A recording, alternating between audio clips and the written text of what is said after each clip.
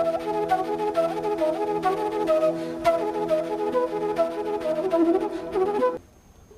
afternoon. Welcome to EduSat Network. Friend, as you know, this week we have organized a lecture on healthcare, and we will start with the kidney. Kidney के बीमारी, उसका क्या निदान है, कैसे early stage में kidney की बीमारियों को पहचाना जाए और किस तरह से प्रिकॉशन लिया जाए, और ख़ास करके उन लोगों के बारे में भी चर्चा करेंगे जो इनको ऑलरेडी किडनी की बीमारी हो चुकी है, वो किस तरह से स्वस्थ रह सकते हैं और किस तरह से अपने दिनचर्या को जिस आम लोग जिस तरह से करते हैं उसी तरह वो भी आम दिनचर्या को फॉलो कर सकते हैं और स्वस्थ रह सकते हैं और अपने सभी कामों को कर सकते हैं। इस पर भी चर्चा करेंगे क्योंकि इससे जुड़ी कई तरह की भ्रांतियां हैं, उसको हम लोग दूर करेंगे। और चर्चा के लिए स्टूडियो में हैं डॉक्टर अंकुर गुप्ता, जाने माने किडनी स्पेशलिस्ट हैं, अभी दिल्ली के मैक्स हॉस्पिटल में कंसल्टेंट हैं और इन्होंने all India institute of medical science से डीएम की डिग्री हासिल की है और कनाडा से फेलोशिप और किडनी हाइपरटेंशन पर इन्होंने किया है। सो मैं समझता हूँ कि इनका नॉलेज और एक्सपीरियंस हम लोगों को किडनी के बीमारियों और उसके निदान को समझने में सहायक साबित होगा। इस उम्मीद के साथ डॉक्टर गुप्ता को आमंत्रित करता हूँ कि वे अपना लेक्चर शुरू करें। थैंक यू अमरिंदर जी। सबसे पहले बहुत बहुत धन्यवाद यहाँ पर हमारे को बुलाने का। जैसे आप सभी लोग जानते हैं, किडनी डिजीज़ इतना इम्पॉर्टेंट टॉपिक है और किडनीज़ इतना वाइटल ऑर्गन है हमारी बॉडी का, तो इसके बारे में प्रॉपर नॉलेज होना बहुत ज़्यादा आवश्यक है। मैं अपना topic kidneys know them and protect them रखा है ये टॉपिक, इसलिए कि ये हमारा बॉडी का इंटीग्रल पार्ट है। ज़्यादातर लोग इस दुनिया में यही समझते हैं कि हार्ट मोस्ट इम्पॉर्टेंट ऑर्गन है, ब्रेन मोस्ट इम्पॉर्टेंट है, पर किडनी मेरे हिसाब से मदर ऑफ ऑल ऑर्गन्स है, जो कि सारा ब्रंट सहती है, सारी मुश्किलें सहती है और लास्ट में जवाब देती है। First slide. So what are kidneys and what do they do? क्या करती हैं किडनीज़? हमारे यहाँ शरीर में दो होती हैं, पीछे पड़ी हुई होती हैं, बैक ऑफ द एब्डोमेन में, लगभग 11-11 सेंटीमीटर की होती हैं और 150 ग्राम इनका वज़न होता है। और शरीर का तकरीबन 20 से 25% ब्लड, ये जो हार्ट हमारे को पंप करता है, ये किडनीज़ को मिलता है। तो यानी कि 7 से 8 लीटर ब्लड हमारी बॉडी में किडनी के द्वारा फ़िल्टर होता है। ये इस तरह से आप किडनीज़ का डायग्राम देख सकते हैं। दो किडनीज़ हैं, ये कट व्यू ओपन है, एक ये बैक पार्ट है। किडनीज़ में से यूरेटर्स निकलते हैं और दोनों यूरेटर जाके पेशाब की थैली यानी ब्लैडर में जाके मिलते हैं। वहाँ पर हमारा पेशाब इकट्ठा होता है और वो यूरेथ्रा के ज़रिए बाहर निकलता है। ये डायग्राम आपको स्ट्रक्चर ऑफ द किडनी दिखाता है, जो कि डिटेल्ड एनाटॉमिकल डायग्राम है, मेडिकल स्टूडेंट्स के लिए ज़्यादा इम्पॉर्टेंट है, पर इसमें भी अंदर का कट सेक्शन दिखता है। इसमें पता चलता है किडनी के डिफरेंट पार्ट्स क्या क्या हैं। मैं समझता हूँ कि ये हमारी नॉलेज के लिए ज़्यादा इम्पॉर्टेंट हैं, पर आप लोगों के लिए जस्ट आपके नॉलेज में होना चाहिए कि किडनीज़ में इतनी सारी चीज़ें हैं। It's not a simple organ. हमारी हर किडनी में लगभग 1.25 मिलियन टाइनी फ़िल्टर्स होते हैं, जिन्हें हम नेफ्रॉन्स बोलते हैं। वो ब्लड फ़िल्टर करते हैं और साथ में जो भी हमारे शरीर को पानी एवं नमक की आवश्यकता होती है वो फ़िल्टर करते हैं और एब्जॉर्ब करते हैं। और ये सारी फ़िल्ट्रेशन एक ग्लोमेरुलस नाम के स्ट्रक्चर के थ्रू होती है। आप देख सकते हैं कि इसमें ब्लड ऊपर से आता है ग्लोमेरुलस में, और ग्लोमेरुलस के बाद ये फ़िल्टर होके सारा किडनी के रास्ते चलता है और यूरिन के फॉर्म में लास्ट में यूरिनरी ब्लैडर में यूरेटर के थ्रू चला जाता है। सो एक ब्लड है जो हमारी बॉडी में है, जिसमें मेटाबॉलिक वेस्ट पार्टिकल्स हैं, गंदे पदार्थ हैं, और आगे एक किडनी है हमारी एक तरफ और दूसरी तरफ किडनी, जो कि फ़िल्टर कर रही है, और जो टॉक्सिन्स हैं उनको हरे रंग में आप देख सकते हैं, टॉक्सिन्स को यूरिन के थ्रू बाहर निकालते हैं और जो प्यूरिफाइड साफ़ सुथरा ब्लड है वो हमारी बॉडी में वापस कर देते हैं। इसको अगर आसान तरीके से समझें तो एक चाय की केटली है जिसमें ब्लड है जो कि सारे शरीर के टॉक्सिन्स को लेके चल रहा है। आगे किडनी है जो कि फ़िल्टर का काम कर रही है। उसमें से जैसे पत्ती बाहर रह जाती है, ऐसी प्रोटीन आपका रुक जाता है शरीर के लिए जो इम्पोर्टेंट है, और जो यूरिन में आपका नमक है, जो वेस्ट टॉक्सिन्स हैं, यूरिया क्रेटिनिन है, वो सारे फ़िल्टर हो जाते हैं।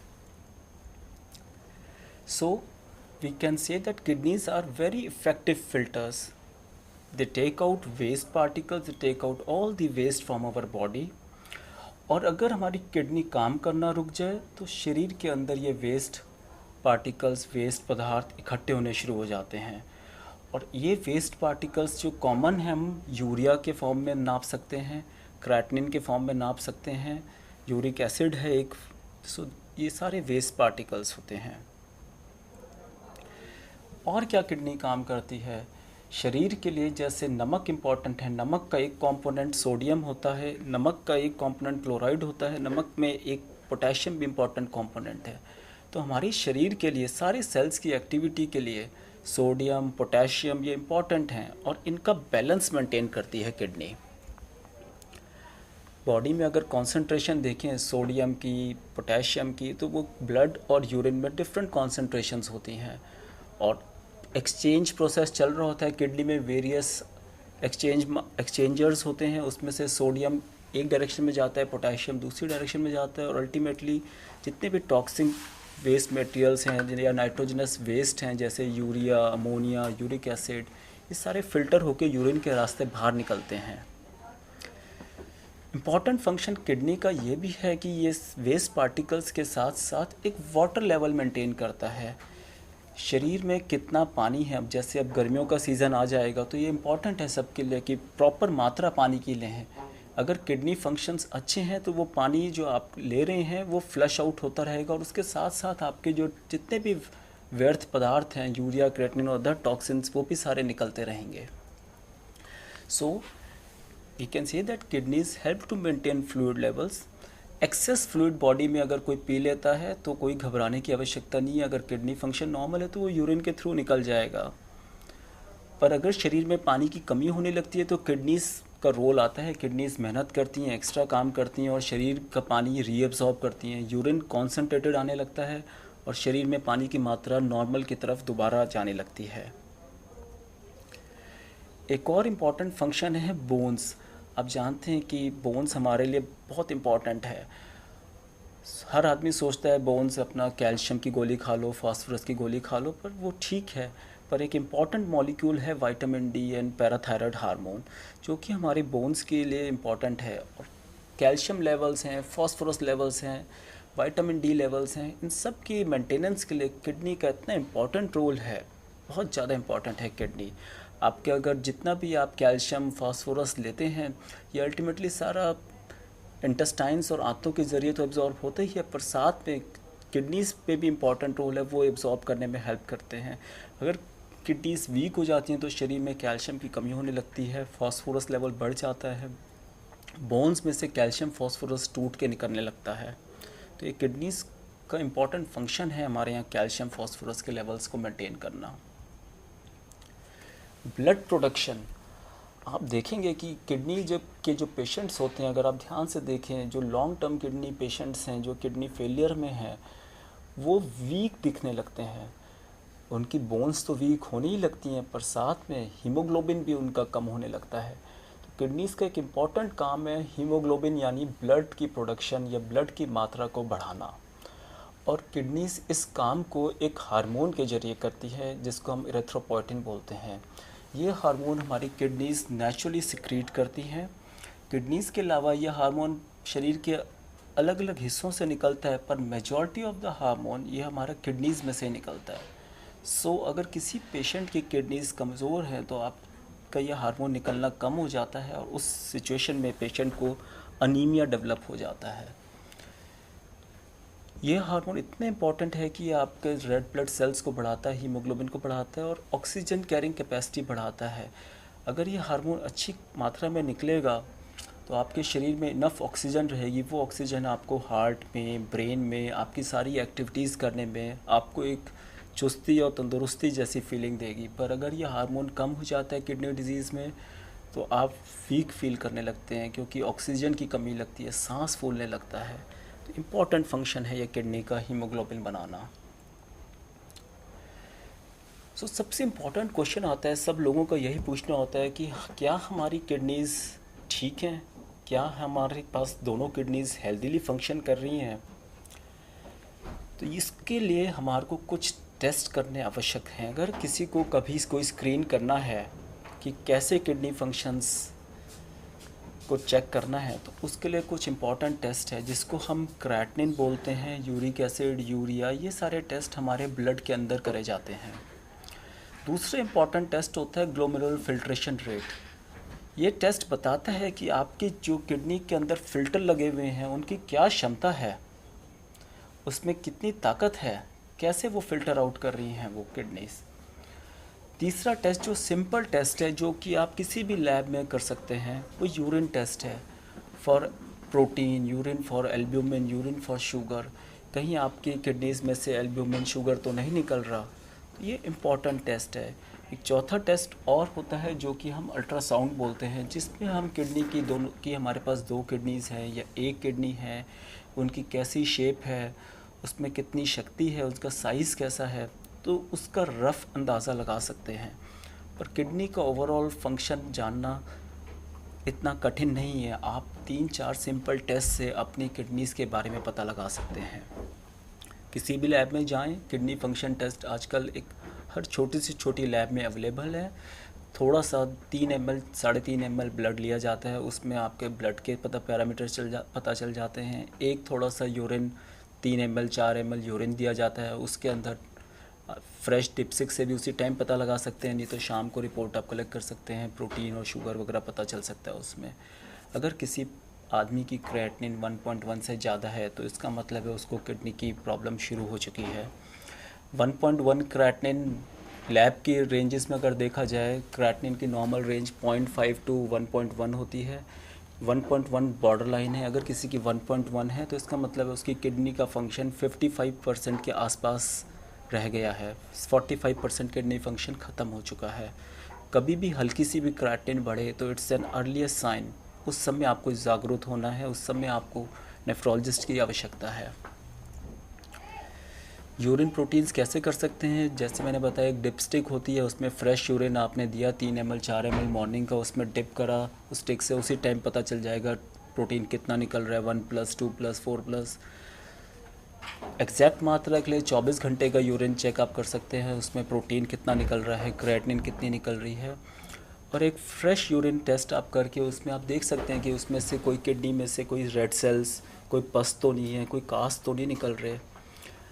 इम्पॉर्टेंट ये है कि जो हमारा मॉर्निंग सैंपल होता है, फर्स्ट मॉर्निंग सैंपल या सेकंड मॉर्निंग सैंपल, ये बहुत इंपॉर्टेंट होते हैं। इसमें हम माइक्रो एल्ब्यूमिन, यानी जो एल्ब्यूमिन से भी पहले की स्टेज है, या डायबिटीज़ में कहते हैं कि वो अर्लियर स्टेज है, तो उसको भी हम पता कर सकते हैं जस्ट एक छोटे से यूरिन टेस्ट द्वारा।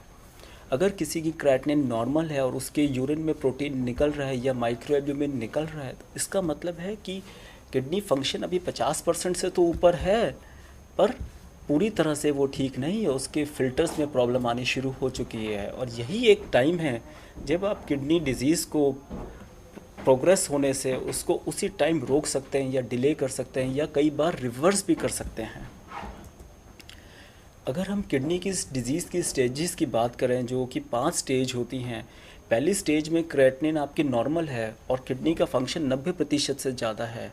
दूसरी में किडनी का फंक्शन 60 से 90% के बीच में है। इस तरह से किडनी फंक्शन फॉल करता जाता है और जब 15% से नीचे रह जाता है किडनी का फंक्शन, तब हम कहते हैं कि आदमी को अब डायलिसिस की या किडनी ट्रांसप्लांट की आवश्यकता है। तो अगर हम अपने पेशेंट को या हम एज अ ह्यूमन बीइंग अपने आप को स्टेज 1 में ही पकड़ लें, तो हम उस आदमी को या उस पेशेंट को स्टेज 5 पे जाने से रोक सकते हैं। और वही एक टाइम होता है जब दवाइयाँ सबसे ज़्यादा एक्ट करती हैं, सबसे ज़्यादा फ़ायदा करती हैं। क्रॉनिक किडनी डिजीज़ एक इम्पॉर्टेंट एपिडेमिक है। जैसे हार्ट का कॉरोनरी आर्टरी डिजीज़ एक एपिडेमिक है, ऐसी क्रॉनिक किडनी डिजीज़ है। अगर किडनी डिजीज़ को हम बात करें तो उसे हम कई बार कहते हैं एक्यूट किडनी डिजीज़ है, कई बार कहते हैं क्रॉनिक किडनी डिजीज़ है। एक्यूट तो सडनली होता है, कोई इन्फेक्शन हुई, कोई निमोनिया हुआ, शरीर में पानी की कमी हुई, किडनी फंक्शन ख़राब हुए, हो सकता है आदमी को 1 या 2 डायलिसिस की ज़रूरत पड़े, और पर वो ठीक हो जाता है। 80% पेशेंट्स में ठीक हो जाता है। पर अगर पेशेंट को क्रॉनिक किडनी डिजीज़ है तो वो धीरे धीरे प्रोग्रेस करता रहता है। अगर उसका टाइमली रोकथाम ना करा जाए, टाइमली उसकी दवाइयाँ ना शुरू करी जाएं, तो वो प्रोग्रेस करके किडनी फेलियर की स्टेज तक जा सकता है। और उस स्टेज में फिर डॉक्टर्स के पास भी कोई ऑप्शन नहीं रहती, फिर डायलिसिस या ट्रांसप्लांट बताना पड़ता है। पर क्यों ना हम उस डिज़ीज़ को उस स्टेज तक जाने से पहले ही रोक लें, क्यों ना हम ऐसी एफ़र्ट्स करें, इतना रोबस्ट चेकअप करें कि हम अपने पेशेंट्स को उस स्टेज पर जाने से पहले ही उन्हें रोक लें। इम्पॉर्टेंट कॉज क्या हैं इस किडनी डिजीज़ के? डायबिटीज़, 40 से 50% पेशेंट्स जो किडनी बीमारियों से सफ़र कर रहे हैं उनमें मोस्ट इम्पॉर्टेंट कॉज डायबिटीज़ है। पहले माना जाता था डायबिटीज़ जो है ये यूएसए, यूके, कनाडा की बीमारियां हैं, वेस्टर्न वर्ल्ड की हैं, पर अब ऐसा नहीं है। हिंदुस्तान अब पीछे नहीं है, डायबिटीज़ की वर्ल्ड वाइड कैपिटल बनने वाला है ये। हाइपरटेंशन दूसरा इम्पॉर्टेंट कॉज है। किसी भी पेशेंट को ब्लड प्रेशर है तो इसका मतलब है उसकी किडनीज़ में इफ़ेक्ट शुरू हो चुका है।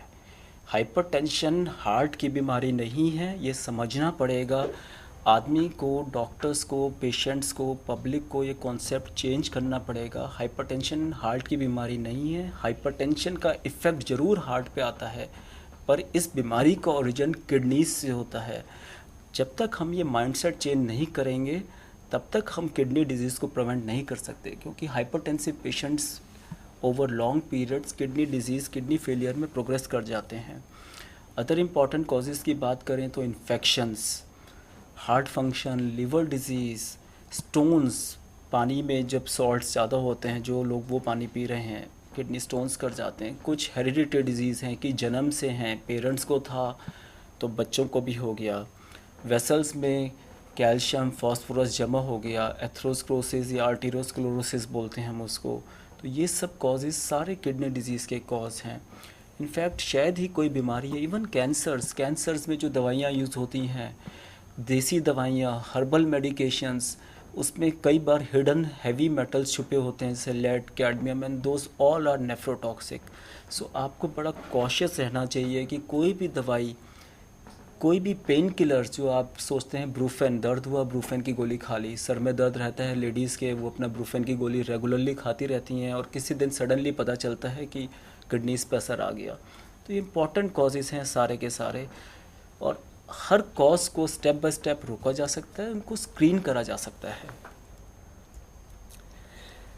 जैसे मैंने बताया, किडनीज़ के इतने सारे फंक्शंस से अगर आदमी को किडनी डिजीज़ हो जाए तो उसमें क्या क्या मैनिफेस्टेशंस आएंगी। इम्पॉर्टेंट मैनिफेस्टेशन है एडिमा, यानी सोजिश। सुबह उठेंगे तो चेहरे पे सोजन, पैरों, पूरा दिन अगर काम करेंगे, चलेंगे फिरेंगे तो पैरों पे सोजन। फास्फोरस बढ़ जाता है, कैल्शियम कम हो जाता है शरीर में। अगर यूरिया क्रिएटिनिन शरीर में ज़्यादा हो जाता है तो पेशेंट्स को भूख लगनी कम हो जाती है, सूखी हबक, उल्टियाँ आने लगती हैं, शरीर कमज़ोर होने लगता है। आदमी को समझ में नहीं आता कि शरीर क्यों कमज़ोर होता जा रहा है। उसने कभी किडनी के टेस्ट नहीं कराए, किसी लैब में गया, किसी डॉक्टर के पास गया, डॉक्टर ने कहा भाई कमज़ोर लग रहे हो, हीमोग्लोबिन चेक कराओ। हीमोग्लोबिन चेक कराया तो हीमोग्लोबिन कम है, उसे आयरन की दवाई दे दी। ऐसा नहीं है, यहाँ नहीं रुकता। कोई भी टेस्ट आपको आगे तक उसकी जांच पड़ताल करनी ज़रूरी है, कहीं वो किडनी की वजह से तो नहीं है या कोई और बीमारी तो नहीं है। मस्कुलोस्केलेटल सिस्टम्स, यानी मांसपेशियों की और बोन्स के सिम्टम्स, हड्डियों में दर्द, बच्चों की ग्रोथ रुक जानी, हाथ पैर टेढ़े हो जाने, ये सारे किडनी डिजीज़ के अर्ली सिम्टम्स हैं। ब्रेन पे असर आ जाता है, अगर जो हमारे टॉक्सिन जो किडनी यूरिन के थ्रू बाहर फेंक रही है, अगर वो इकट्ठे होने शुरू हो जाएं तो आपके ब्रेन में दौरे पड़ सकते हैं, आपकी बेहोशी की हालत हो सकती है, हाथ पैरों में नम्बनेस आ सकती है, नसों में दर्द आ सकता है। तो ये सारे किडनी डिजीज़ के फंक्शन हैं। शुगर्स की अल्ट्रेशन हो जाती है।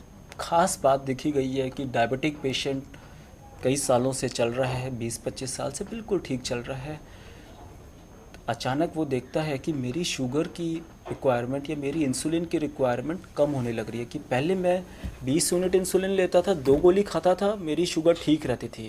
डॉक्टर साहब अब पता नहीं इतना बढ़िया हो गया कि मैं 1 गोली शुगर की खाता हूँ और अब इंसुलिन की भी ज़रूरत नहीं, मेरी शुगर ठीक रहने लगी। तो ये खुश होने वाली बात नहीं है, इसमें आपको किडनीज़ के लिए देखना है, क्योंकि इंसुलिन का मेटाबॉलिज्म किडनीज़ के थ्रू होता है।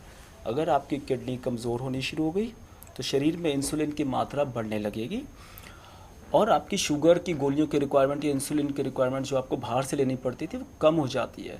तो ये इम्पॉर्टेंट है कि हर शुगर के मरीज़ को ये पता होना चाहिए कि कभी उसकी शुगर ठीक होनी शुरू हो जाए तो खुश ना होए, इसका मतलब है उसकी किडनी पर असर आना शुरू हो गया है। शरीर पे किडनी के यूरिया क्रिएटिन डिपॉजिट होने लगता है। जब ज़्यादा मात्रा में हो जाए तो उस समय शरीर पे खुजली मचने लगती है। तो ये एक इम्पॉर्टेंट सिम्टम है कि अगर किसी को एक्सेसिव खुजली है या कोई प्रॉब्लम है स्किन की तो उसे इग्नोर ना करें, किडनी फंक्शंस को भी ज़रूर जांच लें। हर आदमी की स्क्रीनिंग करना पॉसिबल नहीं है, पर किन किन आदमियों को हमें स्क्रीन करना चाहिए?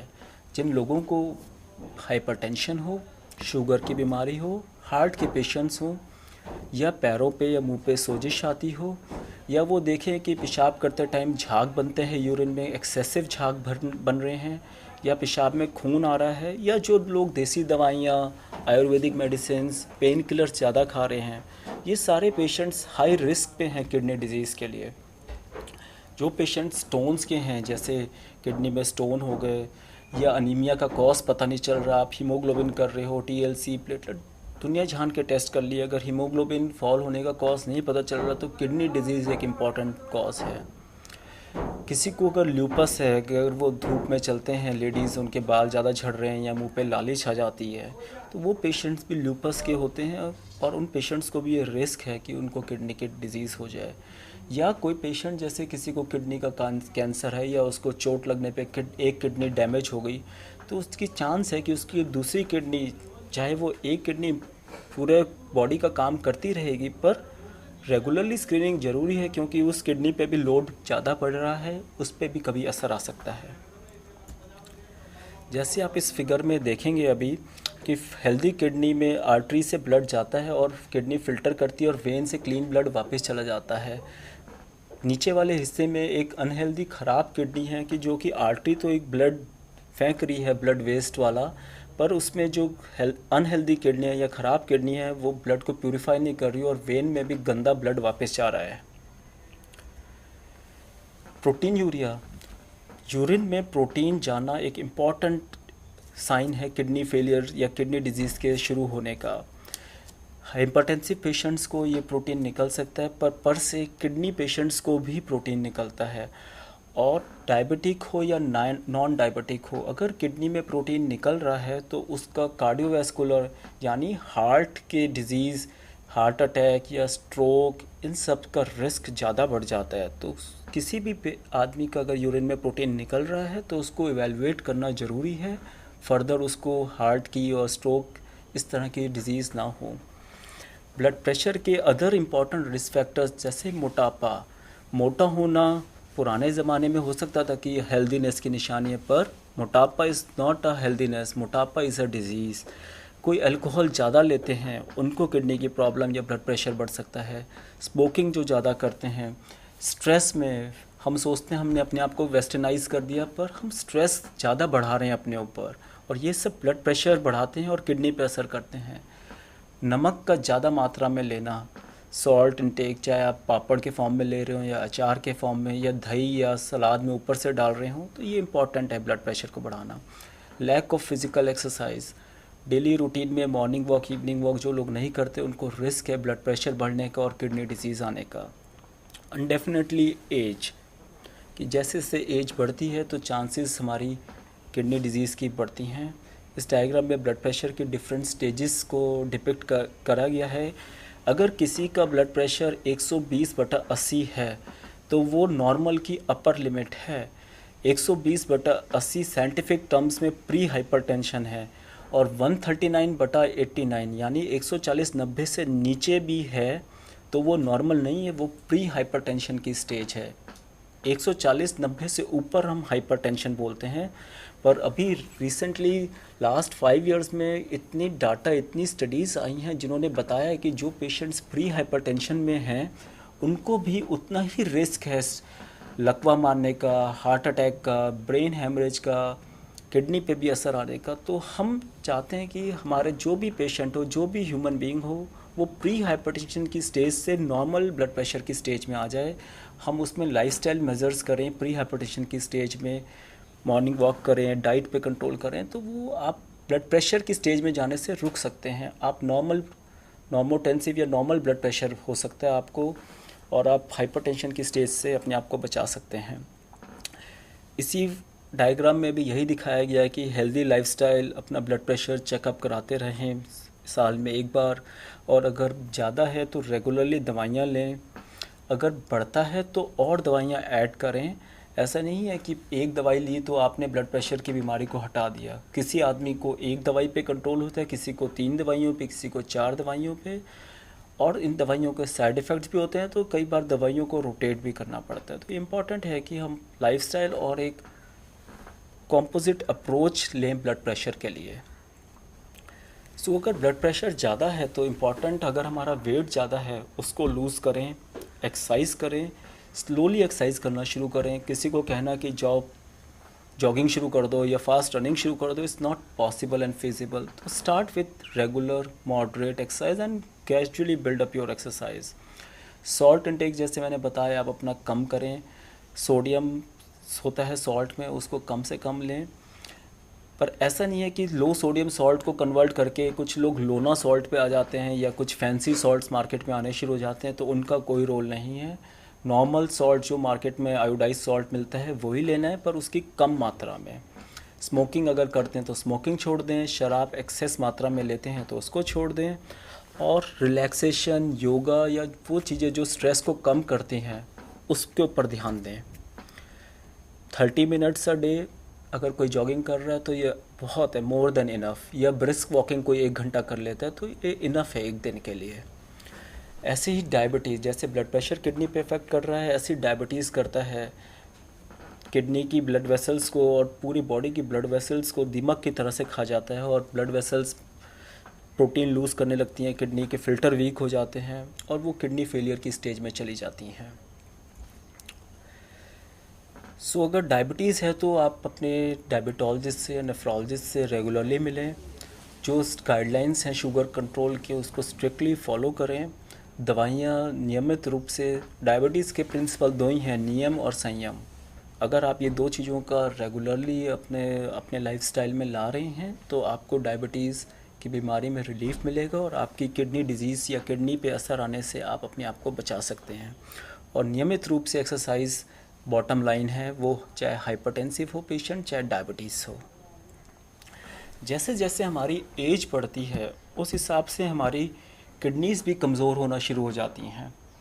आप देखेंगे कि आप 20 साल के आदमी की किडनी को आप एक 80 साल के आदमी की किडनी के साथ कंपेयर नहीं कर सकते। फ़िल्टर्स जो हैं वो ख़त्म होने शुरू हो जाते हैं, उनमें फाइब्रोसिस एंड स्क्लेरोसिस शुरू हो जाता है।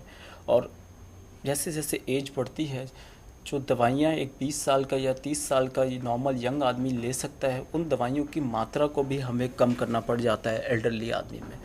सो एल्डरली आदमी की किडनीज ज़्यादा रिस्क में है डायबिटीज़ के, शुगर के, पेन किलर्स के, और हमें ध्यान रखना है ख़ास तौर से एल्डरली लोगों के लिए। ये बहुत ही बेहतरीन ग्राफ है, इसमें आप देख सकते हैं कि किडनी फंक्शन जैसे जैसे एज बढ़ती है, नॉर्मली आपका 35-40 साल की उम्र पे अगर आपका किडनी फंक्शन 100% है, तो एज के बढ़ने से आपका किडनी फंक्शन फॉल करने लगता है, और बाय द टाइम आप 100 साल के होते हैं तो आपका किडनी फंक्शन नॉर्मली भी 50% रह जाता है। But this is a normal physiology, it's not a disease. अगर आपका किडनी फेलियर प्रोग्रेस कर जाए और किडनी फंक्शन 15% से नीचे रह जाए तो आदमी को डायलिसिस या ट्रांसप्लांट की ज़रूरत करती है। तो 2 प्रकार के डायलिसिस हैं हमारे पास, हीमोडायलिसिस है और पेरिटोनियल डायलिसिस है। हीमोडायलिसिस में ब्लड फ्लो डायलाइज़र मशीन में जाता है, उसमें डायलिसिस सॉल्यूशन आ रहा होता है, फ़िल्टर करता है, टॉक्सिन सारे बाहर फेंक देता है, वो वेस्ट पाइप में चले जाते हैं टॉक्सिन्स, और प्यूरिफाइड ब्लड पेशेंट को वापस मिल जाता है। तो ये डायलिसिस की प्रक्रिया हफ्ते में 3 बार करनी पड़ती है और ये लाइफ लॉन्ग चलती है। एक इम्पॉर्टेंट क्वेश्चन रहता है कि डॉक्टर साहब डायलिसिस पे आ गए हैं, अब 6 महीने के मेहमान या 15 दिन के, कोई बोलता है 15 दिन, कोई 6 महीने, कोई हफ्ता 2 हफ्ता, ऐसा कुछ भी नहीं है। डायलिसिस पे आदमी 20 से 40 साल तक अच्छी क्वालिटी के डायलिसिस पे, नियमित रूप के डायलिसिस पे और अपने नेफ्रोलॉजिस्ट के सुपरविज़न पे आदमी जी सकता है। पेरिटोनियल डायलिसिस यानी पेट वाला डायलिसिस, जिसके लिए आदमी को हॉस्पिटल में नहीं आना पड़ता, पेट में पाइप फिट कर देते हैं, हॉस्पिटल में बस शुरू में एडमिट करके उसको ट्रेनिंग दे देते हैं कि कैसे करना है, और पेशेंट या पेशेंट का रिश्तेदार, अगर पेशेंट खुद फिट है तो वो घर पे कर लेता है, अगर पेशेंट का रिश्तेदार है तो वो उसकी हेल्प कर सकता है। दिन में 2 बार 3 बार बैग्स बदलने होते हैं। ये साइकिलर्स आते हैं जो रात में लगा के सो गए और अपना घर पे करते रहें। हर महीने या 2 महीने में अपने डॉक्टर के पास आके, नेफ्रोलॉजिस्ट के पास आके अपनी यूरिया, क्रेटिनिन और बाकी जांचें जो नेफ्रोलॉजिस्ट बताए वो कराते रहें और अपना घर पे डायलिसिस करते रहें। अपने ऑफिस जाएं, नॉर्मल खाना पीना खाएं। तो ये काफ़ी अच्छी टेक्निक है। इस डायग्राम में भी वही दिखा रहे हैं कि आपका डायलिसिस सॉल्यूशन पेट में जा रहा है, पेट में रहता है वो 8 घंटे के लिए, और पेट में हमारी जो नेचुरल मेम्ब्रेन है या डायलाइज़र कह लीजिए आप, नॉर्मल बॉडी ने डायलाइज़र जो दिया हुआ है पेरिटोनियम या पेरिटोनियल मेम्ब्रेन, वो अपना फ़िल्टर करती है और टॉक्सिन्स को बाहर फेंक देती है। और अगर किसी आदमी के पास ट्रांसप्लांट की सुविधा है, अगर उसकी फैमिली में डोनर है, तो उसको ट्रांसप्लांट एक अच्छी ऑप्शन मिल जाती है, वो अपना किडनी ट्रांसप्लांट करा सकता है। इस डायग्राम में आप देखेंगे कि एक ट्रांसप्लांट में जो पेशेंट की अपनी नॉर्मल या एबनॉर्मल दोनों किडनियां, जो ख़राब किडनियां हैं वो पड़ी हुई होती हैं और उनके ऊपर एक बाहर ट्रांसप्लांटेड किडनी ऊपर लगा दी जाती है। कोई बहुत बड़ा लंबा चौड़ा ऑपरेशन नहीं है, पर इसकी देखभाल, पोस्ट ट्रांसप्लांट प्रिकॉशंस वो इम्पॉर्टेंट रहती हैं। सो अगर हम ट्रांसप्लांटेशन की बात करें तो ये एक आइडियल सॉल्यूशन है किडनी फेलियर के लिए। सर्वाइवल बढ़ जाता है। मैचिंग एक इम्पॉर्टेंट इशू है कि ब्लड ग्रुप मैचिंग, और भी बहुत प्रकार के टेस्ट हैं जो मैचिंग करनी पड़ती है पेशेंट के लिए और डोनर के लिए, वो आपस में मैच होना चाहिए। ये तो लाइव डोनर के लिए है, पर कई बार जैसे एम्स में और भी जगह कई सेंटर्स में शुरू हो गया है कैडावरिक ट्रांसप्लांट का प्रोग्राम, कि उसमें आप रजिस्टर करा सकते हैं और जब भी कोई एक्सीडेंट होता है और वो उसकी फैमिली वाले उसकी किडनी डोनेट कराना चाहते हैं तो वो किडनी भी मिल सकती है। पर इम्पॉर्टेंट इसमें यही है कि पेशेंट को लाइफ लॉन्ग दवाइयाँ खानी पड़ती हैं जिससे उसको रिजेक्शन ना हो, और विद टाइम ट्रांसप्लांट की किडनी भी कभी ना कभी ज़रूर ख़त्म होती है।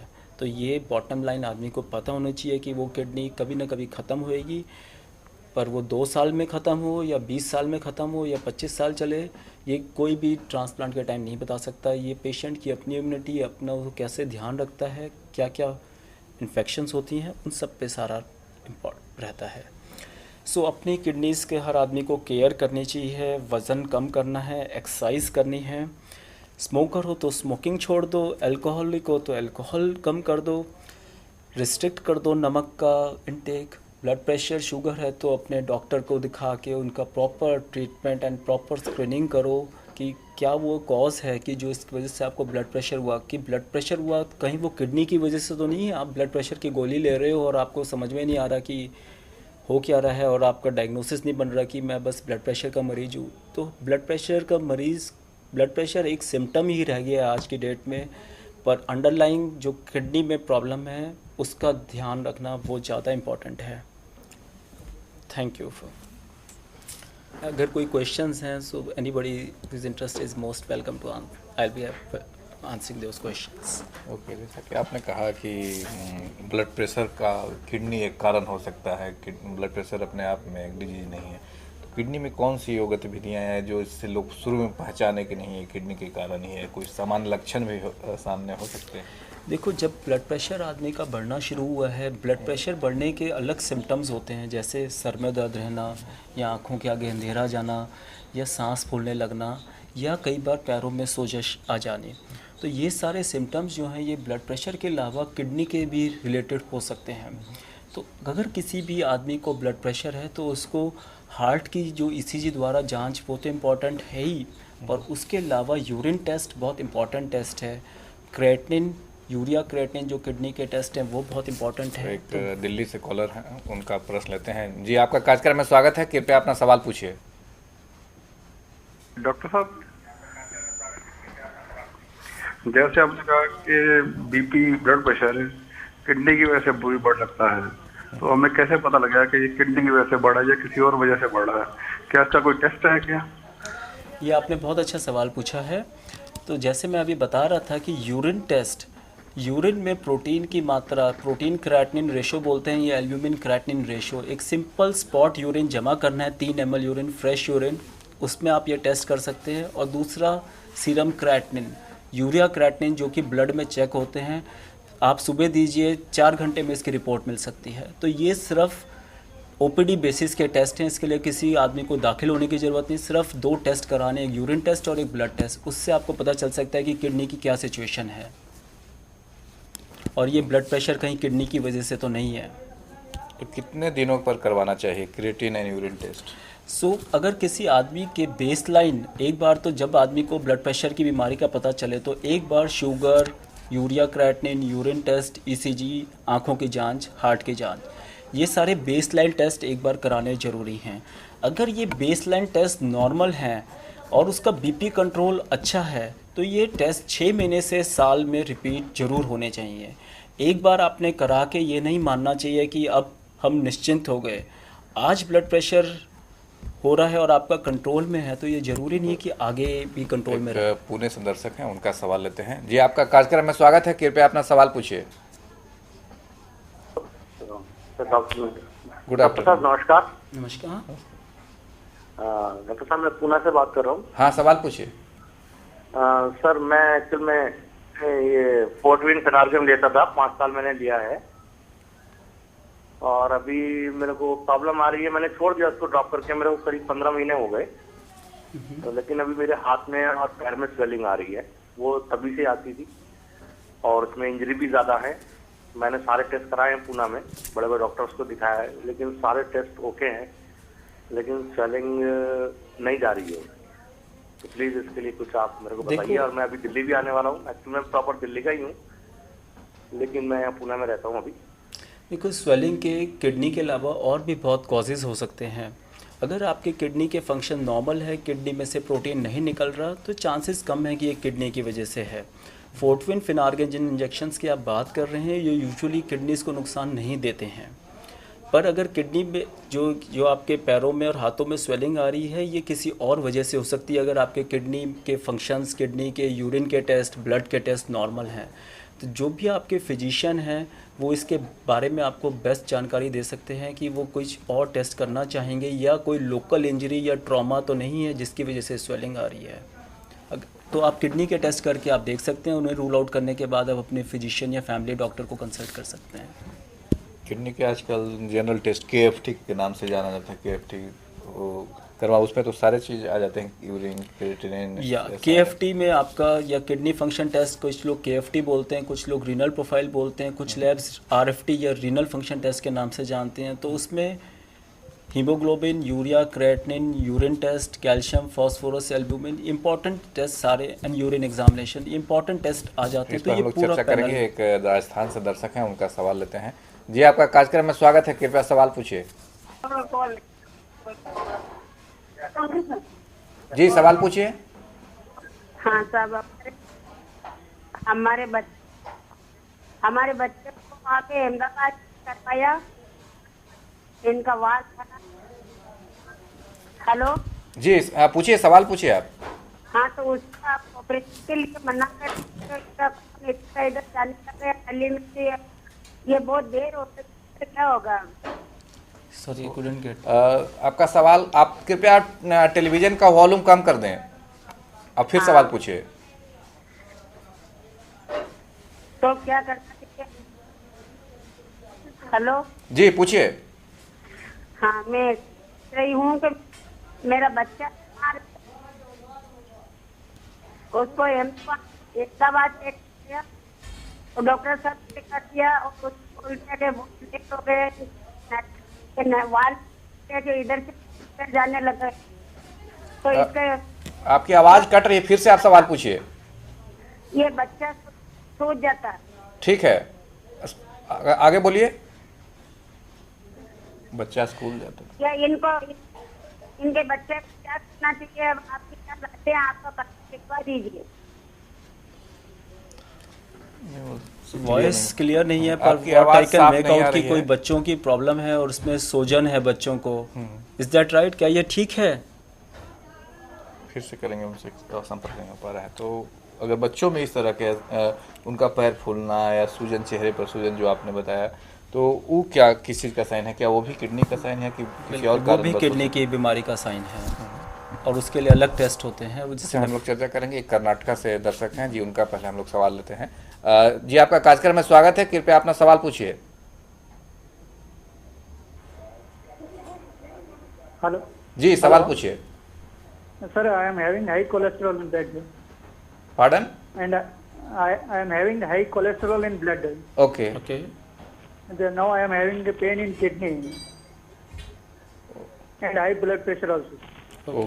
सो look What at, is the remedy for it? So kidney is a painless structure, ये इम्पॉर्टेंट है। किडनी का जो कैप्सूल है बस उसी की स्ट्रेचिंग की वजह से पेन होता है, otherwise kidney is a painless structure. अगर उस एरिया में पेन है तो उसके लिए कोई और कॉज होगा, वो आप अल्ट्रासाउंड या एक्सरे या एक गुड क्लिनिकल एग्जामिनेशन से पता लगा सकते हैं।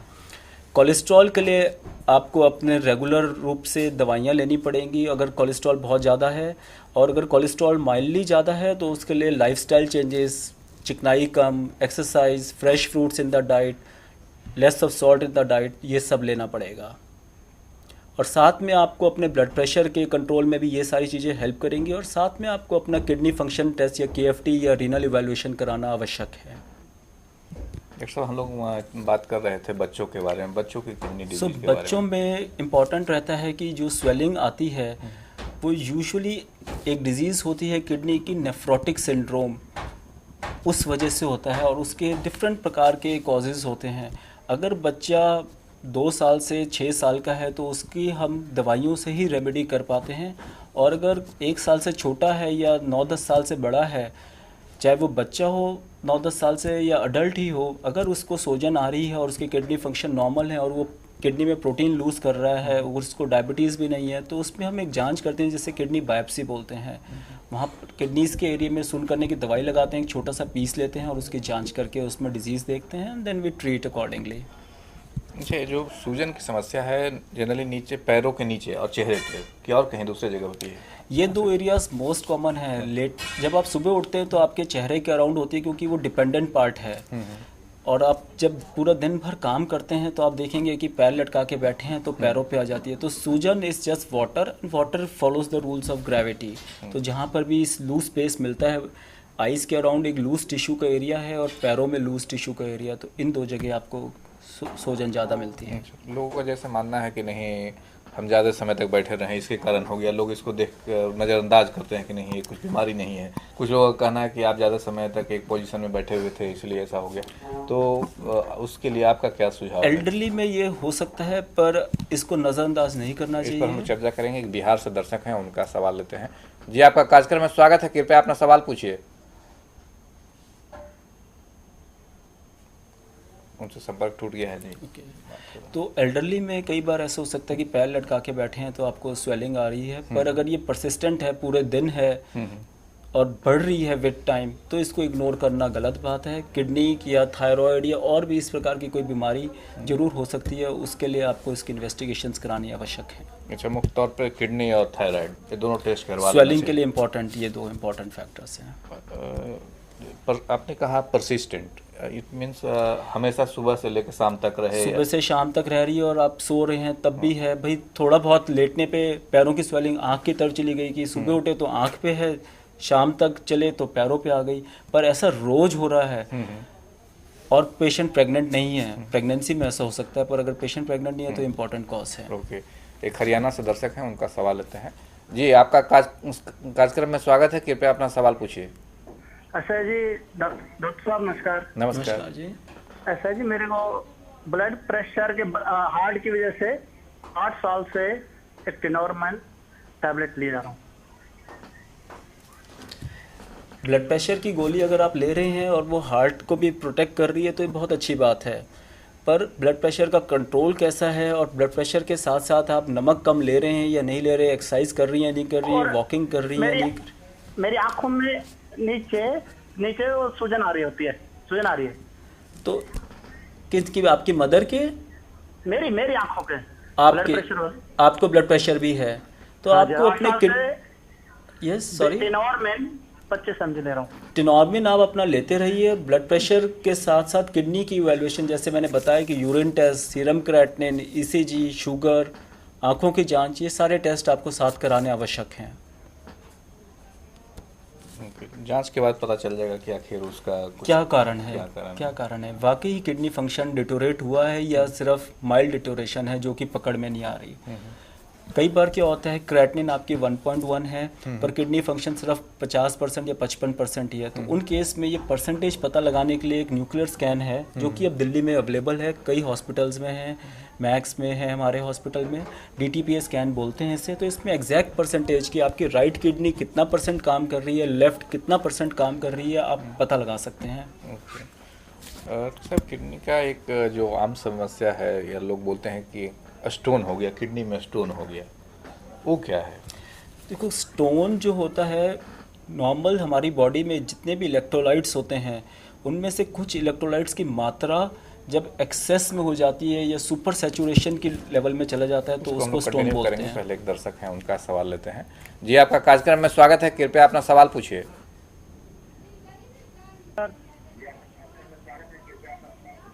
जी, सवाल पूछिए। किडनी में पत्थर है सर, इसके लिए क्या करना पड़ेगा? काफी उनको पेन होता है।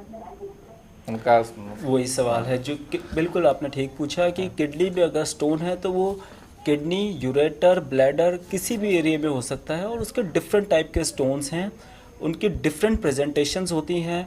पेशाब में खून आ सकता है या पेशाब करते टाइम दर्द हो सकता है या रुकावट के सिम्टम्स आ सकते हैं कि जैसे पेशाब करने जा रहे हैं तो रुक रुक के पास हो रहा है। ये सारे स्टोन के सिम्टम्स हैं। और ब्लड प्रेशर भी हो सकता है पेशेंट को, अगर वो किडनी स्टोन किडनी को डैमेज करने लगे, यूरिया क्रिएटिनिन बढ़ने लगे तो ब्लड प्रेशर की समस्या भी आ सकती है। तो वो सारे सिम्टम्स डिपेंड करेंगे कि किस तरह की आपकी प्रेजेंटेशन है और उस हिसाब से फिर उनका ट्रीटमेंट होता है। तो इसमें साइज भी, स्टोन का साइज होता है बिल्कुल, आप अल्ट्रासाउंड करते हैं, एक्सरे करते हैं, IVP करते हैं, डिफरेंट टेस्ट करके आप स्टोन कहाँ पर है, किस साइज़ का है, क्या उससे रुकावटें हो रही हैं या नहीं हो रही, या उसने किडनी को डैमेज करना तो नहीं शुरू कर दिया। तो ये सारे फैक्टर्स इंपॉर्टेंट हैं। और आप जब आपके पास ये सारी रिपोर्टें होती हैं तब आप एक नेफ्रोलॉजिस्ट और यूरोलॉजिस्ट से मिलते हैं जो कि आपको इसके बारे में बेस्ट बता सकता है कि उसका आगे क्या करना है। तो कितने साइज तक को दवा से दूर किया जा सकता है? फिर लेजर स्टोन पद्धति है या अन्य मेथड जो हैं? स्टोन्स की अलग से कोई दवाई नहीं होती, ये इम्पॉर्टेंट है। जो भी होता है वो सपोर्टिंग मेडिसिन होती हैं। पर अगर स्टोन छोटा है, less than 2 centimetre, less than 1 centimetre छोटा स्टोन है तो उसमें आप पानी वगैरह अच्छे से खूब पीजिए। कैल्शियम का जहाँ तक सवाल आता है तो नॉर्मल कैल्शियम, लो भी नहीं लेना चाहिए, एक्सेस में भी नहीं लेना चाहिए। एक चंडीगढ़ से दर्शक हैं, उनका सवाल लेते हैं। जी, आपका कार्यक्रम में स्वागत है, कृपया अपना सवाल पूछिए। सर, मेरी मम्मी को अस्थमा है और वो एलर्जी भी है उनको, प्रॉब्लम। अस्थमा है, एलर्जी है? अस्थमा है और एलर्जी है, यस सर। ओके। तो इसके लिए आपको बेसिकली किस चीज़ से उनको अस्थमा होता है, डस्ट से होता है या किसी और वजह से, उसका जान, कई बार खाने के किसी पदार्थ से हो सकता है दमा का अटैक, तो वो जानना ज़्यादा ज़रूरी है। पर किडनी के टेस्ट का अस्थमा से डायरेक्टली कोई रिलेशन नहीं है। ओके। हम एक बिहार से दर्शक हैं, उनका सवाल लेते हैं। जी, आपका कार्यक्रम में स्वागत है, कृपया अपना सवाल पूछिए। जी, सवाल पूछिए। जी, सवाल है डॉक्टर साहब कि हमारे गले में गिल्टी हो गया है। हेलो जी, पूछिए पूछिए, सुन रहे हैं आप, सवाल पूछिए। जी, गले में गिल्टी हो गया और उसका हमने टेस्ट कराया और उसका हेमोपैथ दवा भी खाया लेकिन ठीक नहीं हुआ। गले में गिल्टी और हो अभी गया तक है? दवा चल ही रहा है, उसका क्या इलाज हो सकता है आप बताइए। देखिए, गले में गिल्टी कई प्रकार की हो सकती है। क्या वो थायराइड की गिल्टी है, या जो खाने की फूड पाइप है उसकी गिल्टी है, या जो सांस की पाइप है उसकी गिल्टी है। तो ये आपका जो भी आपके फैमिली डॉक्टर हैं या उसके बारे में बेस्ट बता सकते हैं कि किस वजह से। पर ये किडनी की वजह से होना चांसेस इसकी कम हैं। तो आप अपने फैमिली डॉक्टर से मिलके उसकी जांच पड़ताल कराइए और उसका फिर देखिए, वही बेस्ट बता सकते हैं कि इसमें क्या करना है। यार, वो बता रहे थे कि होम्योपैथिक ट्रीटमेंट करा रहे हैं, तो होम्योपैथिक ट्रीटमेंट गिल्टी के लिए तो सक्सेसफुल नहीं है। तो आपको कराइए, लेकिन साथ में एलोपैथिक में भी जाकर अपना इन्वेस्टिगेशंस और चेकअप जरूरी हैं उसका कॉज जानने के लिए। हाँ, पहले कॉज जान ले, उसके बाद जो ट्रीटमेंट कराना है वो कराएं। ठीक है। तो हम लोग चर्चा कर रहे थे किडनी के साइज के ऊपर। तो एक तो छोटा साइज, जैसे आपने बताया कि छोटा साइज हो, छोटा साइज़ का स्टोन है तो वो कई बार अगर उसकी पोजीशन सिंपल यूरेटर में ही है और वो या ब्लैडर में है तो पेशाब के जरिए वो निकल सकता है अगर आदमी पानी खूब पिए। वैसे भी कोई भी प्रकार का स्टोन है तो पानी की मात्रा अच्छी रखनी है, कोई लगभग 3 से 4 लीटर पानी डेली पीना है। किडनी के फंक्शंस नॉर्मल हैं तो, और हार्ट के फंक्शन नॉर्मल हैं। कई बार ऐसे होता है कि ये मिथ भी जनरेट हो जाता है कि पानी खूब पियो, किडनी के पेशेंट है पानी खूब पियो, पर उसमें किडनी के फंक्शंस नॉर्मल होने ज़रूरी हैं। एक बिहार से दर्शक हैं, उनका सवाल लेते हैं। जी, आपका कार्यक्रम में स्वागत है, कृपया सवाल पूछिए। एम्स में हमारा 5.5 महीना इलाज, जी सवाल पूछिए। एम्स में हमारा 5.5 महीना इलाज हुआ। हमको अस्थमा है और ब्लड शुगर है। हमारा उम्र सो आपको अस्थमा है और ब्लड शुगर है। और हमारा एज 70 साल की है। 74 साल की उम्र है। हाँ हाँ, और 70 साल की है।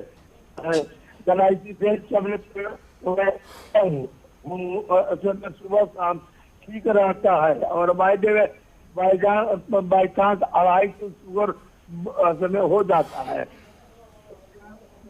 देखो अब जो मुझे समझ में आया है, आपको शुगर की है प्रॉब्लम और आपकी एज भी 75 इयर्स है, तो आपको शुगर का कंट्रोल करना आवश्यक है, ब्लड प्रेशर का ध्यान भी रखना है और साथ ही साथ किडनी के फंक्शंस भी करा के रखने ज़रूरी हैं, जिसमें यूरिन टेस्ट, सिंपल एक urine test for micro albumin and urine for protein and साथ में एक यूरिया क्रेटिनिन। तो ये 3-4 सिंपल टेस्ट आप ज़रूर करा के रखिए और शुगर का कंट्रोल साथ में रखिए अपने। पहले तो इन्वेस्टिगेशन, सब लोग का सलाह है कि इन्वेस्टिगेशन जरूर कराएं, उसके बाद स्क्रीनिंग आपकी इन्वेस्टिगेशन से ही होएगी। अगर आपने स्क्रीन करोगे तो ही आपको पता चलेगा कि मुझे ये प्रॉब्लम है या नहीं। आप मेरे साथ बैठे हैं कि आपकी 2 किडनीज़ हैं। आर यू श्योर कि आपकी 2 किडनीज़ हैं? ये कहना भी किसी भी आदमी के लिए मुश्किल है अगर उसने अल्ट्रासाउंड करा के नहीं देखा हुआ। ये जरूरी है, क्योंकि प्रॉपर डायग्नोसिस होगा तब उसके बाद ही मेडिसिन, सही मेडिसिन क्या है, इस पर हम लोग बात कर सकते हैं। बिल्कुल। डॉक्टर साहब, वो साइज वाला हम लोग की बात पूरी नहीं हुई। साइज कितने से बड़ा कितना साइज होना चाहिए? अलग अलग सिचुएशंस में अलग अलग, किडनी में अगर ऊपर के हिस्से में या नीचे के हिस्से पे ये वेरी करता है, तो उसमें साइज़ भी पोजीशन के हिसाब से वेरी करता है। ओके। बिहार से एक और दर्शक हैं, उनका सवाल लेते हैं। जी, आप अपना सवाल पूछिए। हाँ सर, ऐसा है जो 6 महीना होता है ना, होता है तो 10 दिन कंटिन्यू ब्लीडिंग होना शुरू होता है और दाया हाथ में जो है तो झिनझिनाहट होती रहती है और आँख का रोशनी भी बहुत कम हो रहा है। ब्लड प्रेशर की समस्या के बारे में शायद बात कर रहे हैं आप। दाया हाथ में कलाई के झिनझिनाहट है, झुंझुनाहट होती है दाहिने हाथ में। तो ब्लड प्रेशर का जब कंट्रोल प्रॉपर नहीं होता तो उसमें ये सिम्टम्स आ सकते हैं कि आंखों से देखने में तकलीफ, झुंझुनाहट, पर साथ ही साथ आपको नर्व्स पे जो असर आ रहा है उसके लिए इम्पॉर्टेंट कॉज डायबिटीज़ है। कि आपने शुगर की जांच करा रखी है कि कहीं शुगर पे फ़र्क तो नहीं आ रहा, शुगर बढ़ तो नहीं रही, और क्रेटिनिन यूरिया करा के देखना ज़रूरी है कि कहीं ये यूरिया क्रेटिनिन की बढ़ने की वजह से तो नहीं हो रहा आपका ब्लड प्रेशर इतना ज़्यादा अनकंट्रोल हो रहा हो। अगर ये दोनों चीज़ें ठीक है तो then you need to meet आपको एक हाइपरटेंशन के स्पेशलिस्ट से मिलना चाहिए जो कि आपको फर्दर इन्वेस्टिगेट कर सकता है। ओके। तो डॉक्टर साहब, ये जो किडनी के स्टोन का बीमारी है उसका कारण क्या है? स्टोन बनने का कारण स्टोन कई कारणों से होता है। हमारी अपनी डाइट में हमारे कई लोग किसी पर्टिकुलर चीज़ का एक्सेस शुरू कर देते हैं। जैसे कोई मीट का ही एक्सेस हो रहा है या यूरिक एसिड की चीज़ों का एक्सेस हो रहा है या कोई पर्टिकुलर चीज़ डाइट में कैल्शियम का ही एक्सेस हो रहा है या पानी में कि हार्ड वाटर बहुत ज़्यादा जा रहा है कि जो इतने मिनरल्स लेके जा रहा है वो किडनी सहन नहीं कर पा रही और वो बाहर फिल्टर आउट नहीं कर पा रही उन मिनरल्स को, उस वजह से किडनी में स्टोन डेवलप होना शुरू हो जाता है। दूसरा, आपकी रेगुलर एक्सरसाइज, बॉडी कितनी एक्सरसाइज करते हैं, कितना स्ट्रेस लेवल है, कितना आप प्लेन पानी पीते हैं कि अगर आप पानी कम पी रहे हैं तो उसकी कॉन्सेंट्रेशन बढ़ रही है किडनी में। क्योंकि जैसे आप एक गिलास में 1 चम्मच चीनी, 1 गिलास पानी में 1 चम्मच चीनी घोलें और चौथाई गिलास पानी में, अगर चौथाई गिलास पानी है उसमें चीनी का मीठापन ज़्यादा महसूस होगा। तो इसलिए अगर कम पानी पी रहे हैं तो उतने ही मिनरल्स उसमें सैचुरेट या सुपर सैचुरेट करके स्टोन्स फॉर्म करते हैं। एक उड़ीसा से हमारे दर्शक हैं, उनका सवाल लेते हैं। जी, आपका कार्यक्रम में स्वागत है, कृपया सवाल पूछिए। तबीयत भी ठीक नहीं रहता है और ये हेड का जो दिमाग थोड़ा भी काम नहीं करता है थोड़ा बहुत, और आग थोड़ा अप डाउन होता है और वो नाक की तरफ सू आवाज आता है। फिर से आप सवाल पूछिए।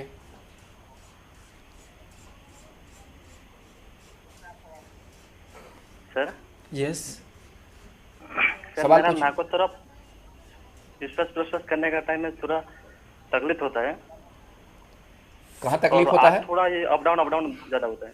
फेवरिश होता है और सर अप डाउन होता है, यही है सवाल। आँखों तो आपको इसमें जांच करनी पड़ेगी कि कहीं कोई सिंपल कोई ट्यूबरक्लोसिस या टीबी की बीमारी तो नहीं है जिसमें आपका शरीर टूटा टूटा रहता हो। और अगर सर अप डाउन हो रहा है तो कई बार कोई नर्व्स की, ब्रेन में नर्व्स की प्रॉब्लम या ब्लड प्रेशर या कोई और नसों की प्रॉब्लम या शुगर, तो ये मल्टीपल प्रॉब्लम्स हो सकती हैं। इसके लिए आपका फैमिली डॉक्टर या जो भी नियरेस्ट फिजिशियन है वो आपको बेस्ट गाइड कर सकता है। You need to have a physical examination first. Okay,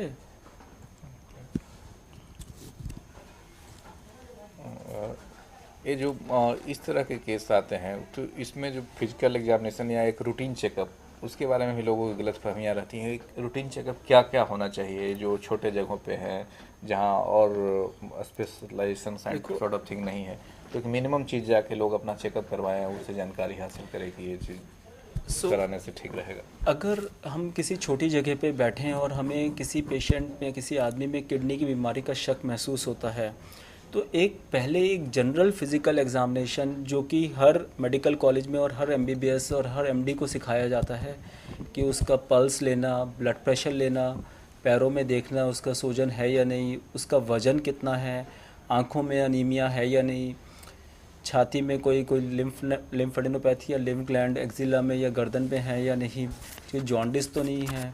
ये सारे जनरल फिजिकल एग्जामिनेशन के पार्ट होते हैं। उसके बाद आप स्पेसिफिकली बीपी अगर ज़्यादा मिलता है तो दोनों हाथों में बीपी चेक करना, और ज़रूरत पड़े तो लेग्स का बीपी चेक करना भी पड़ सकता है अगर इनइक्वालिटी मिले ब्लड प्रेशर में। तो ये सारा फिजिकल एग्जामिनेशन इंपॉर्टेंट पार्ट है। अगर किसी पेशेंट का प्रॉपर फिजिकल एग्जामिनेशन हुआ है, किडनीज़ की इवैल्यूएशन, किडनी का चेकअप हाथ से आपने देखा या लिवर का चेकअप हाथ लगा के देखा, तो सब कुछ फिजिकल एग्जामिनेशन से काफ़ी हद तक पता चलता है। एक अम्बाला से दर्शक हैं, उनका सवाल लेते हैं। जी, आप अपना सवाल पूछिए। सर मेरे को पेशाब जो है ना, मतलब आता है थोड़ा जल्दी। पेशाब तुरंत आता है? हाँ, नहीं तुरंत तो नहीं आता है, मतलब दिन में एक बार आ जाता है। मतलब पानी तो वैसे मैं बहुत ज्यादा पीता हूँ, लेकिन आता है अंदर पेशाब फिर भी, और जब आता है तो रोक नहीं पाता, मतलब जल्दी करना पड़ता है।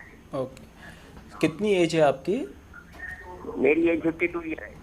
52। तो ये इम्पॉर्टेंट कॉज हो सकता है। कई बार प्रोस्टेट के चेंजेस रिलेटिवली अर्ली एज पर डेवलप होने शुरू हो सकते हैं, एक ये हो सकता है कॉज। दूसरा, शुगर्स का आपको चेकअप कराना ज़रूरी है। तीसरा, आपको किडनी में urine examination and urine concentrating ability का चेक करना ज़रूरी है। और चौथा, एक सिंपल एक अल्ट्रासाउंड करके आप देख सकते हैं कि आपके पेशाब की थैली पे कोई असर तो नहीं है, कोई इन्फेक्शन तो नहीं है, या कोई यूरिन में कोई कल्चर्स में या यूरिन रूटीन में कोई इन्फेक्शन तो नहीं है। तो सिंपल टेस्टों से ही आपका पता चल सकता है। एक और सवाल है, छत्तीसगढ़ से एक सवाल है उनका। जी, आपका कार्यक्रम में स्वागत है, कृपया अपना सवाल पूछिए। जी सर, वो मेरा अस्थमा वाला उनको थोड़ा समय है और उनकी एलर्जी, मतलब उनके एलर्जी के लेवल बढ़ता है, मतलब एलर्जी बढ़ता है, अचानक उनका सांस फूलने लगता है, कभी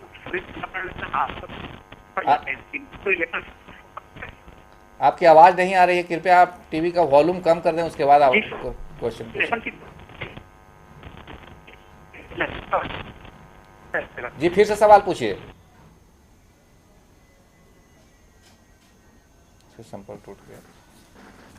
तो हम फिजिकल एग्जामिनेशन की बात कर रहे थे। एक फिजिकल एग्जामिनेशन, और उसके बाद जैसे मैंने पहले बताया था यूरिन टेस्ट, यूरिन में रूटीन माइक्रोस्कोपी, यूरिन में प्रोटीन की जांच और यूरिया क्रेटिनिन, ये 3 सिंपल टेस्ट आप और साथ में आपने फिजिकल एग्जामिनेशन में ब्लड प्रेशर की जांच कर ली, तो ये 3-4 सिंपल टेस्ट आपको बता सकते हैं कि किडनी प्रॉब्लम है या नहीं। और ये मैं नहीं मान सकता कि हर जगह अवेलेबल ना हो सकता है स्टैंडर्डाइजेशन की प्रॉब्लम हो कि लैब्स में वेरिएबिलिटी होगी, पर आप एक अच्छी लैब से, जो भी आपके एरिया में मानी हुई लैब है, वहाँ पर आप ये टेस्ट कराएं और आप सही जानकारी प्राप्त कर सकते हैं।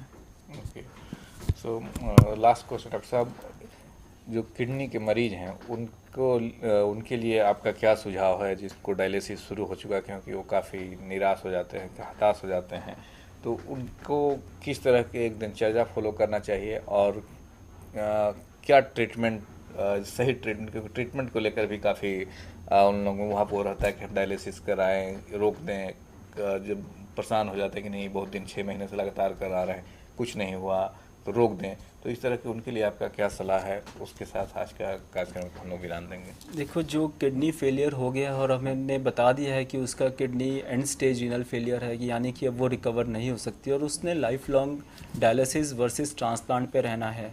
अगर उसकी फैमिली में कोई डोनर है तो मैं सजेस्ट करूँगा डेफिनेटली, अगर उसकी बाकी रिस्क फैक्टर्स नहीं है और डोनर के साथ मैचिंग अच्छी है, एज वगैरह सब ठीक है, तो किडनी ट्रांसप्लांट होना चाहिए।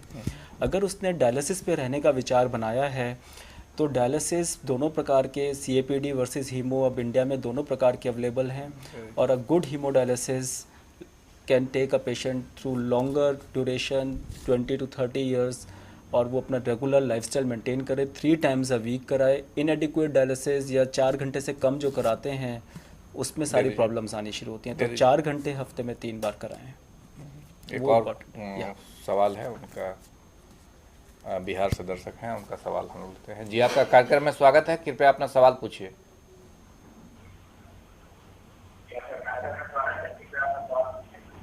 सर मेरी उम्र 36 साल की है। हाँ। मेरी आँख के नीचे बहुत ही झुर्रियाँ पड़ गई है और मेरे बाल बहुत ही फटते हैं। कितनी एज आपने बताई? 37। So you are relatively young, आपकी एज यंग है और ये प्रॉब्लम कई बार किडनी की वजह से भी हो सकती है, या जिसे हम बोलते हैं वेस्कुलाइटिस डिसऑर्डर्स या इम्यूनोलॉजिकली मीडिएटेड डिसऑर्डर्स, जैसे ल्यूपस है या और कोई इस प्रकार का डिसऑर्डर है।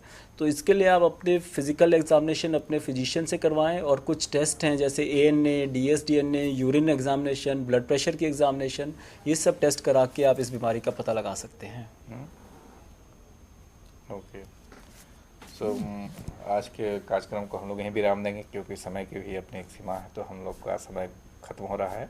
सो मित्रों, मैं समझता हूं कि आज का लेक्चर से आपको यह समझने में काफ़ी अहम भूमिका साबित करे किडनी के क्या रोग हैं, उसका निदान क्या हो और किस तरह से हम समझ पाएँ कि आखिर हमारा किडनी स्वस्थ है कि नहीं और आगे आने वाली जो कठिनाई है उसको भी कैसे दूर किया जा सकता है।